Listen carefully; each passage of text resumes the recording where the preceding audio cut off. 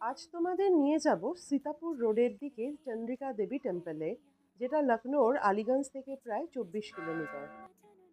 গোমতী নদীর তীরে অতি প্রাচীন দুর্গা মন্দির, যেটা মনে করা হয় একটি নিম গাছের কাণ্ড থেকে মায়ের 9টি রূপ প্রকাশ পেয়েছে।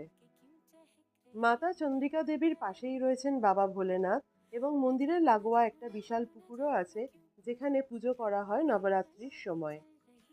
ভোর 5টায় মন্দির খুলে যায় এবং মাকে দর্শন করে আমরা চললাম 3 কিলোমিটার দূরে হরবংশ বাবার আশ্রমে। আশ্রমে যাবার রাস্তাটা তো খুবই সুন্দর, দুদিকে শুধু আমবাগান আর আমবাগান। আমবাগানের মাঝে মাঝে কোথাও আবার গাঁদা ফুলের ক্ষেত বা কোথাও ভুট্টার ক্ষেত। গাড়ি নিয়েই আমরা একেবারে পৌঁছে গেলাম হরবংশ বাবার আশ্রমের ঠিক সামনে।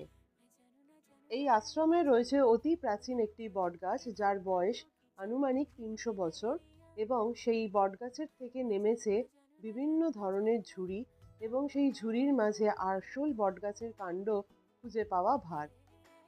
বিশাল জায়গা জুড়ে এই বটগাছ ছড়িয়ে আছে, ঠিক যেমন আমাদের কলকাতার বটানিক্যাল গার্ডেনে আমরা বটগাছকে দেখেছি।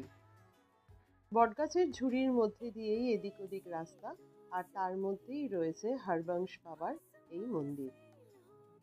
তোমরা কবে আসছো বন্ধুরা?